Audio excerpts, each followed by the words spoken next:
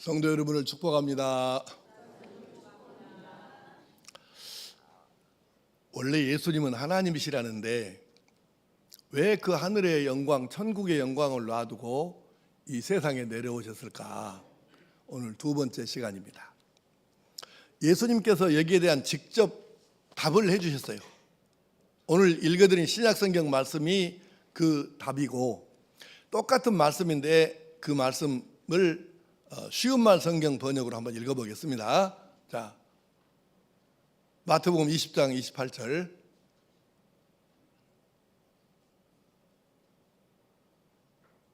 손발이 안 맞네. 자, 읽어드릴게요. 진실로 그렇다.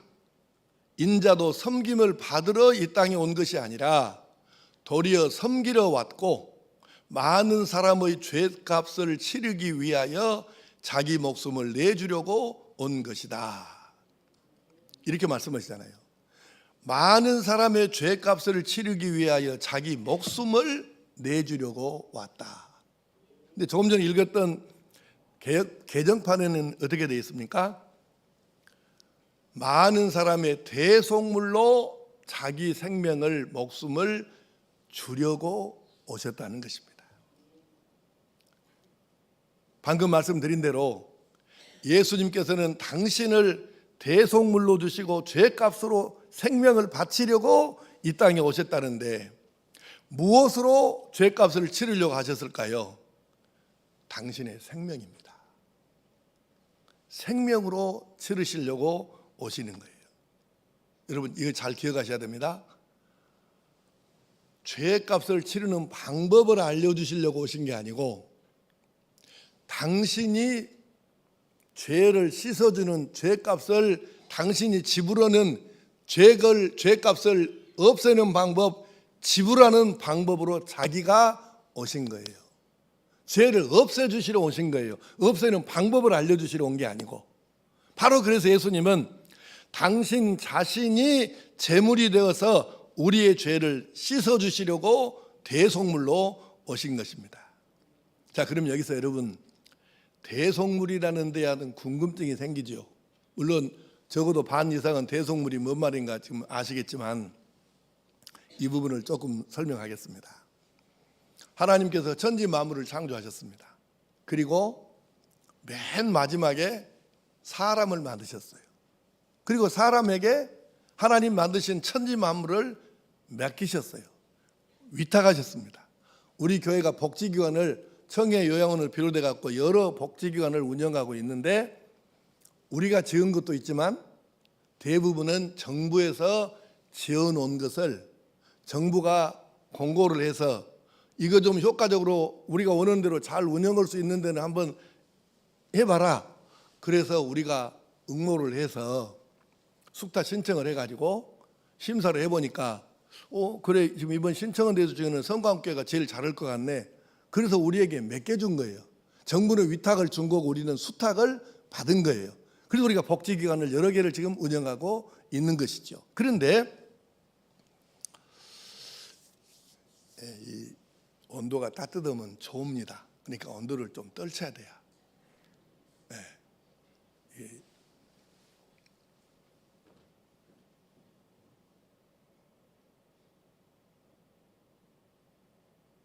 얼려버려.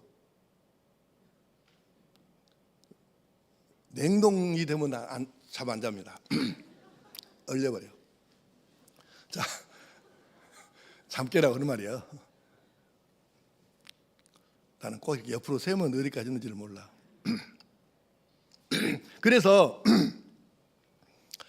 하나님께서 맨 마지막에 사람을 만드셔가지고 하나님이 그동안에 만드셨던 천지 만물을 다 몇 개 위탁을 하셨어요. 너희들이 한번 내가 원하는 대로 잘 한번 천지 만물을 다스리고 이끌고 관리하고 보존하고 키우고 그렇게 한번 해봐라. 그러셨는데 사람들이 잘했을까요? 못했을까요? 못했어요. 우선 선악과 따먹은 것부터 시작을 해가지고 하나님이 원하시는 방법으로, 하나님의 방법으로 사용하고 관리하고 보존하고 이렇게 했어야 되는데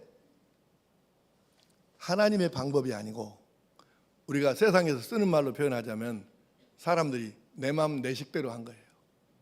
하나님이 원하시는 하나님의 방법이 아니고 하나님의 뜻이 아니라 내 마음 내 식대로 그냥 마음대로 살아버린 거예요. 그래서 우리가 이걸 뭐라 그러면 죄라고 그래요. 그래서 죄를 지어서 인간이 타락을 했습니다. 근데 하나님은 절대로 다 되는데 죄하고는 같이 못 계셔요. 하나님의 성품을 잘 아셔야 돼. 하나님이 다 하실 수 있어. 그런데 죄하고는 같이 못 계셔. 그래서 어쩔 수 없이 죄인에게 벌을 줄 수밖에 없잖아요. 그래서 창세기에 나온 대로 홍수도 내려보았고 죽음도 주어보았고 마지막에는 지옥입니다. 결과가, 죄의 결과가. 근데 하나님께서 마음이 너무 아프시잖아요. 당신께서 지어놓은 사람들이 죄 지어서 결국은 마지막에 지옥으로 떨어진다 하면 기가 막힌 얘기잖아요. 그래서 하나님께서 안 되겠다, 죄를 없애는 방법을 내가 사람들에게 마련해 줘야 되겠다. 그래서 만들어 주신 방법이 있는데 그게 뭐냐면 대속의 제사법이에요. 그러면 대속은 뭔 말이고 제사법은 뭔 말이냐? 대속이란 말은 대신 속한다는 뜻이에요. 저 사람의 죄값을 내가 대신 지불하고 죄값을 받고 치르고 내가 저 사람 죄값을 대신 치렀으니까 저 사람은 죄가 없는 것이 되는 거죠. 이걸 대속이라고 그래요. 그런데 제사는 뭐냐면 산 짐승을 잡아 죽여가지고 이것으로 제사를 지내는 거예요. 근데 대속의 제사라는 말은 짐승이 내 대신 죽어서 내 죄를 없게 해준다.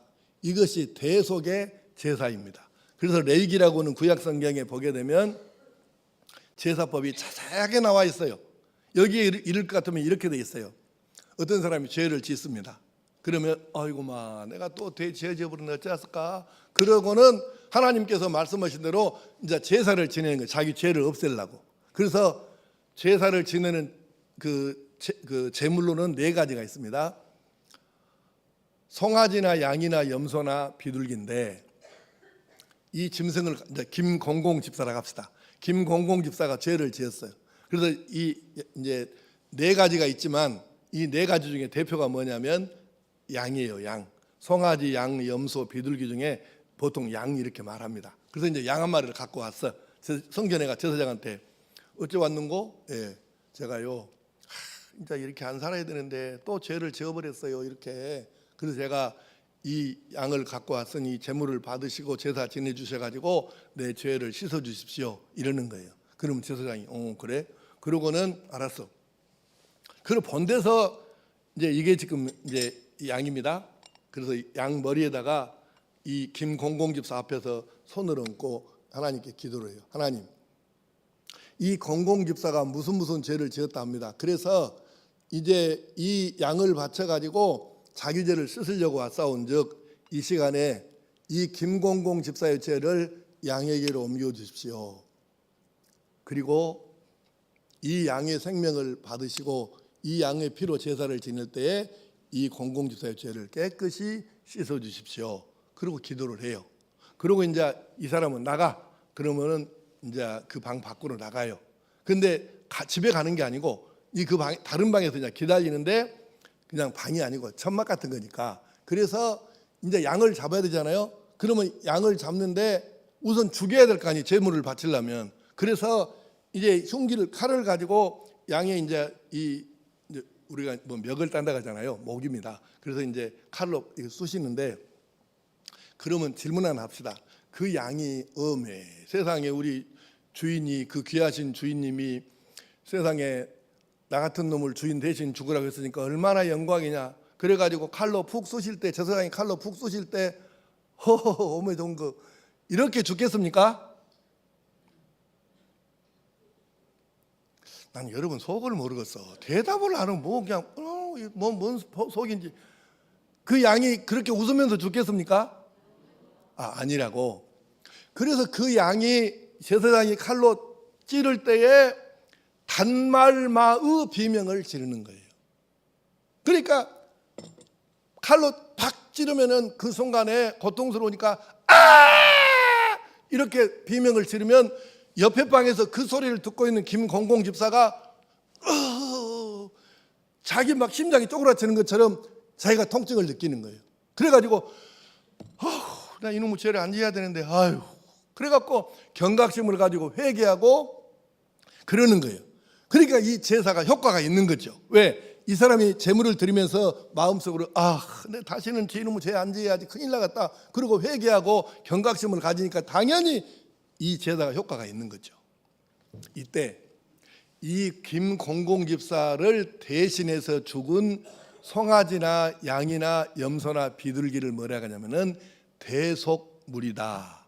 이렇게 하고 부르고 그 제사를 대속의 제사라 그렇게 부르는 거예요. 그러니까 대속과 대속의 제사가 뭔지 이제 이해되셨죠? 그래요.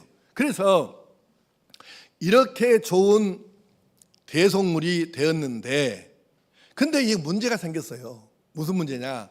사람들이 계속해서 제사를 반복해서 지내는 거예요. 죄를 지으면 또 제물을 드려야 되니까. 그래서 10번하고 20번하고 30번하고 이렇게 하다 보니까 사람들 마음이 무디해진 거예요. 그래서 나중에는 어떻게 됐냐면은 죄를 짓고도 지으면서도 아이고 또 양 한 마리 또 들어가야 되겠네. 이러다가 나중에는 양 한 마리 바치면 되지 뭐. 이러고 죄를 편하게 짓는 거예요. 그냥 자기 마음은 상관없이 재물만 바치면 죄가 없어질 줄 알고 그러면 마음은 없는데 재물만 또 한 마리 바치면 되지 뭐 이렇게 하고 죄를 지으면 그 제사가 효과가 있겠어요? 없겠어요?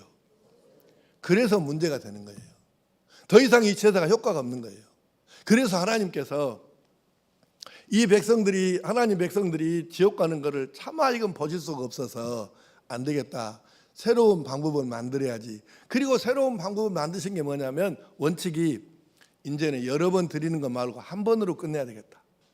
짐승으로 말고 한 번으로 끝낼 수 있는 다른 방법을 찾아야 되겠다. 그런데 아무리 세상을 둘러봐도 죄 안 지은 사람이 없잖아요. 자, 성경 한 군데 봅시다. 히브리서 9장 22절, 26절, 28절 시작. 율법을 따라 거의 모든 물건이 피로써 정결하게 되나니 다 이제 단번에 제물로 드려 죄를 없이 하시려고 세상에 나타나셨느니라. 이와 같이 그리스도도 많은 사람의 죄를 담당하시려고 단번에 들이신 바 되셨고. 아멘. 한 군데 말씀을 더 봅시다. 로마서 5장 12절 말씀 시작. 이와 같이 모든 사람이 죄를 지었으므로 사망이 모든 사람에게 이르렀느니라. 아멘. 이제 이 말씀을 잘 들으셔야 됩니다. 그 제사가 짐승으로 드리는 반복적으로 드리는 제사가 효과가 없으니까 하나님께서 새 방법을 마련해 주셨는데 그것은 뭐냐면 짐승이 아니고 누군가가 내 대신 내 죄를 뒤집어 쓰고 죽으면 되는 거예요. 그런데 아무나 죽어서 되는 게 아니에요. 왜? 사람들이 자기 죄가 있으면 아니 내 죄 때문에 내 죄도 해결을 못 하는데 내가 이미 죄인인데 누구 죄를 위해서 죽겠어요. 그러니까 대속물의 자격은 뭐냐면 죄가 없어야 되는 거예요. 죄가 있으면 대속물 자격이 없잖아요. 지져도 해결을 못 하는데 그래서 죄가 하나도 없는 사람이 내 대신 죽어야 하는데 방금 말씀처럼 모든 사람이 죄를 범해서 자기도 이미 사망에 이르렀는데 누구를 위해서 죽겠습니까? 그래서 하나님께서 사람 중에서는 구할 수 없으니까 하나밖에 없는 당신의 아들 외아들 예수님을 세상에 내려보내서 하늘의 그 영광 다 놔두고 세상에 내려오게 하시고 사람 되게 하시고 그리고는 모든 사람의 죄를 대신 지게 하신 거예요. 왜 예수님은 대속물의 자격이 있을까? 죄 없이 태어났고 죄 없이 자라나셨고 죄 없이 죄 안 짓고 사셨으니까 예수님은 대속물의 자격이 있으신 거죠. 그 예수님께서 십자가에서 여러분과 나 우리 모두의 죄를 대신 지고 죄값을 대신 치르려고 십자가에 못 박혀 죽으셨습니다. 자, 인류의 죄를 모두 떠안고 십자가에서 제물되어 대속물로 죽어주신 그래서 옛날 구약 시대에 양처럼 우리 대신해서 대속물로 죽어주신 예수님, 그것을 위해서 예수님께서 오셨다고 당신께서 직접 말씀해 주신 거예요. 자, 마태복음 20장 28절 말씀을 개역 개정판으로 다시 읽겠습니다. 시작. 인자가 온 것은 섬김을 받으려 함이 아니라 도리어 섬기려 하고 자기 목숨을 많은 사람의 대속물로 주려 함이니라. 아멘. 자기 목숨을, 여기 많은 사람이라고 되어 있는데 히브리어의 지금 어감을 우리가 잘못 번역한 거예요. 많다는 뜻 되는데 모든이라는 뜻의 많은이에요. 그러니까 이거는 한국말로 번역할 때는 모든이라고 번역을 해야 정확한데, 자기 목숨을 모든 사람의 대속물로 주려 함이니라. 그렇게 대속물로 자기 몸을 바치려고 주시려고 예수님이 세상에 오신 것입니다. 아멘. 그렇습니다. 죄를 없애기 위해서 구약에서는 짐승이 사람 대신 죽었는데 신약에서는 예수님이 내 대신 죽어 주신 것입니다. 그래서 이 부분을 상징적으로 보여주는 교회들이 있는데, 북유럽에 이렇게 돌아보면 이제 예배당을 보게 되는데요. 다 그런 건 아닌데 북유럽의 교회들 중에 일부 교회들은 이런 교회가 있어요. 예배당 앞에 종탑이나 예배당 그 입구에다가 모형을 두 개를 세워놔요. 하나는 양의 모형입니다. 그러니까 양의 모양을 돌로 새기든지 그 돌로 이렇게 조각 깎든지 쇠나 뭐 나무로 이렇게 깎든지 해가지고 양의 모형을 하나 세워놓고 옆에다가 십자가를 세워놓는 거예요. 이유가 뭐냐면 우리가 구약 시대에는 이처럼 양을 제물로 해서 대속물로 해서 사람의 죄를 씻었지만, 신약 세대에 된 지금은 예수님께서 십자가에 죽으셔서 이 양처럼 죽으셔서 내 죄를 없애주셨다. 그래서 이 양의 모형하고 십자가 두 개를 이렇게 예배당 밖에 세워놓거나 예배당 안에다 세워놓거나 이러는 교회들이 가끔 있어요. 이유가 바로 그거예요. 상징적으로 보여주는 거예요. 물론 이것이 있다고 효과 있고 없다고 없고 그런 건 아니지만, 그래도 교인들에게 시각적으로 구약 시대에는 이렇게 양이 사람을 대신해서 대속물로 죽었는데 지금은 예수님께서 한 번 단번에 우리 위해서 죽어주심으로 우리 죄가 씻음을 받았습니다. 이거를 이제 시각적으로 좀 보여주는 거죠. 굉장히 나는 이건 좀 의미가 있다고 봐요. 왜냐하면 말로 하는 것도 물론 되지만 좀 이렇게 시각적으로 보여주면서 이랬다는 것도 효과가 조금은 있으리라고 보는 것이죠. 그래서 여러분에게 이제 설명을 했으니까 질문하겠습니다. 사랑하는 성도 여러분, 예수님께서 왜 이 세상에 오셨습니까? 당신을 송두리째 주시려고, 대속물로 당신의 생명까지 주시려고 오신 것이죠. 한번 따라하겠습니다. 예수님께서는 생명까지 주시려고 오셨습니다. 그렇습니다. 예수님의 삶하고 우리의 삶하고 조금만 비교를 해볼까요? 사람들은 안락하게 살기를 추구하는데 예수님은 스스로 고난의 길을 선택하셨습니다. 사람들은 더 받으려고 애를 쓰는데 예수님께서는 생명까지 그냥 주셨습니다. 사람들은 조금이라도 더 살려고 하는데 애를 쓰는데 예수님은 33살의 꽃다운 나이에 자신의 생명을 십자가 제단에다가 바치는 선택을 하셨습니다. 사람들은 하나라도 더 가지려고 하고 남의 것을 뺏어서라도 자기 것 만들려고 하는데 예수님은 생명을 포함한 모든 것을 우리에게 내어주셨습니다. 그것을 위해서 오셨습니다. 그래서 예수님은 당신의 생명까지 대속물로 주신 것입니다. 누구든지 과거에 상관없이 방금 말씀드린 이 사실, 예수님이 제물되어서 우리 죄를 대신해서 대속물로 주분당하시려고 오셨다, 그렇게 죽으셨다, 나를 위해 죽으셨다, 이것을 믿음으로 받아들이기만 하면 아무 조건 없이 우리는 죄 씻음을 받고 구원을 받는 줄 믿습니다. 우리가 이것을 은혜라고 하는 거예요. 아무 조건 없이 아무 대가 없이 마음으로 받아들이게만 하면 죄 씻어주시고 하늘나라 천국 갈 수 있도록 그렇게 도와주셨으니 이것이 은혜 아니면 무엇이 은혜이겠습니까? 사랑하는 성도 여러분, 오늘 나오신 우리 성도들이 한 사람도 빠짐없이 이 믿음을 가지게 되기를 간절히 축복합니다. 이제 이야기 안 하고 오늘 설교를 마치려고 합니다.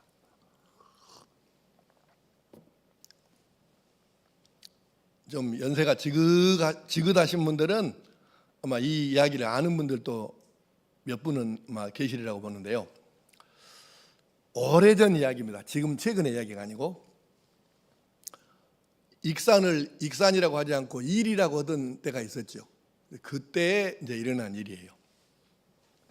일이 폭발 사고 일어나기 전 얘기니까요. 한 할머니가 계셨습니다. 이 할머니는 남편이 일찍 세상을 떠가지고 혼자 사는 거예요. 그런데 먹고는 살아야 되잖아요. 그래서 그때는 이제 식모라는 직업이 있었어요. 그래서 식모살이도 했습니다. 얼마나 어려웠겠습니까? 막노동도 했습니다. 그렇게 해서 돈을 열심히 벌어서 모았습니다. 그 돈을 얼마까지 모았냐면 635만 원까지 모았습니다.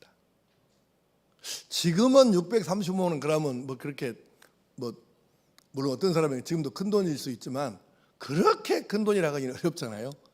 그런데 지금부터 35년 정도 전 얘기니까 40년 됐을까? 그때 얘기니까 그때 635만 원이면 큰 돈입니다. 네.